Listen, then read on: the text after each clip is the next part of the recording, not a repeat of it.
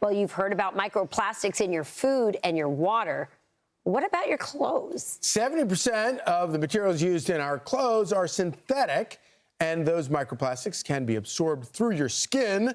The USDA wants to change that.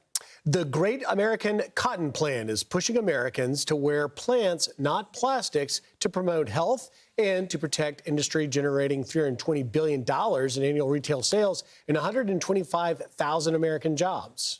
Here to tell us all about the plan is Agriculture Secretary Brooke Rollins. Brooke, thank you for joining us this morning.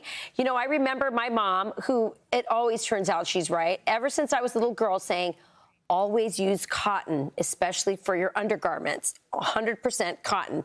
Well, we're finding out that's absolutely right, correct? Well, that's exactly right. Great to be on with y'all this morning. One study showed, in fact, Rachel, that between 2016 and 2024, the increase of the presence of microplastics in brain tissue has gone up significantly, something like 50%. Wow. It's really stunning. The research is now showing that the disruption in young girls, especially in their puberty years, of their hormonal, endocrine levels, et cetera, that could be directly related to some of the fertility issues that are happening with our younger generation today, that this is all now coming full circle. And I know I've been on your show quite a bit talking about MAHA and eating real food and getting real food back into school lunches. But I think this is the next step in the MAHA movement with Secretary Kennedy, is what we're wearing, what we're putting on our skin. And of course, ultimately, this goes back to the great American farmer, the great American cotton farmer, and making cotton great again in our country. I love it. Can you kind of explain, break it down a little bit for us about how this works? So you're wearing your, spandex to yoga or whatever, and obviously, if your body, when these materials get heated up, you're working out in them and stuff like that, it penetrates the skin and I guess gets into the bloodstream. Well, yes, I think that's right. I mean, we're really just, as you know, we're really just starting to understand what this looks like and the dangers of it. But Rachel's mom, my mom, probably all of our moms instinctively knew these things. But that's right. You think about the sheets that we sleep in, right? The clothes that we wear, the fancy spandex that all of our preteens and teenagers, and Rachel, even you and I tend to wear on some off days. I mean, this has become a staple of America. And I'll tell you this, the Scott Bessent, Secretary of the Treasury, and I were at the Reagan event last Friday, and he had such a wonderful speech, but he talked about how while America slept for decades, our manufacturing was hollowed out, our farmers were hollowed out, et cetera, and how now we're reversing all of that today. Well, let me give you some cotton statistics. Cotton was the first plant planted in the first garden in Virginia in 1607. So this goes way before the founding of America. Cotton has been basically one of the foundational farming sort of wins for our country. And over the last couple of decades, we've now gone to almost all synthetic fibers in what we're putting on our bodies. And a lot of this is from China and other foreign adversaries. So we have completely hollowed out our cotton farmers.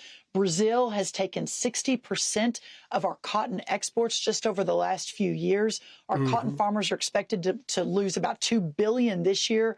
There's less and less of them every single year. This is the trend that we have to reverse amongst many trends that we're working on.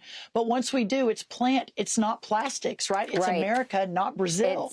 These are all China, for example. Buy cotton, buy American. The future is in the past. I love it. It is. Our moms were MAHA before MAHA. And Secretary Rollins, I'm rooting for the Great American Cotton Plan. I'm a child born and raised in Memphis, the cotton capital of the world. And then back under the Biden administration in 2023, we ceased to be the world's largest exporter. Let me ask you, though, about something else in the news, and that is we've heard so much about farmers facing rising costs, particularly fertilizer, which we know is in part because of the Iran conflict and the blockade. But it's not just fertilizer, it's also beef, and of course, Americans feeling gas and diesel. But it appears in terms of fertilizer, it was back during the last administration that the offshoring of fertilizer production was happening. You have a plan. You spoke at the Reagan Defense Forum about trying to tackle this and ease the pain for farmers. Explain. Well, that's right. Listen, when we left in 2021, and I was in the first Trump administration, we left with an agricultural trade surplus. Things were finally turning around after decades of bad policy for our farmers. This is a national security issue. This isn't just about supporting our incredible rural Americans, our farming way of life, the real fabric of America. This is actually about if we can't feed ourselves, then we will cease to know freedom as our founders envisioned and as the American dream has proven out over 250 years. So the cost of inputs under the Biden years increased 40%, including fertilizer. We were bringing that down. In fact, fertilizer had begun to come back down, but the Strait of Hormuz, a very quick little blip with the conflict that's happening. But even with that, fertilizer still has not increased as what it did in the Biden administration. However, having said that, if we're not able to bring the cost of inputs down and we're not able to keep striking all these new trade deals around the world for our farmers, then we will lose our country. So a couple of weeks ago, we released our great fertilizer plan. And within 45 days, this is really important, what would normally take a couple of years to permit a fertilizer plant, in 45 days, we're going to break ground on what will be the largest ammonia plant in the world. The largest phosphate plant is coming after that. We've got 90 projects around the country to reshore American fertilizer so we're not reliant on China, on Russia, and on foreign countries for our farmers. I absolutely support that 100%. We should not be reliant on that. But you do talk to a lot of farmers, Brooke. Are they asking you to talk to the president to get this deal done, to not allow anyone to sabotage this peace plan, to get it done now to help them out?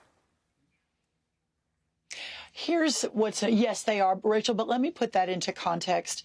There is no one, I believe, since the president came down those escalators in 2015 and literally changed the course of history for our country, but also the world, there is no group of people that have been more on board with President Trump in making America great again, even in the darker days, right, of early 21, rural America and our farmers and ranchers said, we will take the hits. We believe in this president. We believe in the hard decisions. We know this isn't going to happen overnight. We are with him. And just yesterday or Friday, I was in California with some farmers. The day before, Arizona with a bunch of farmers and ranchers.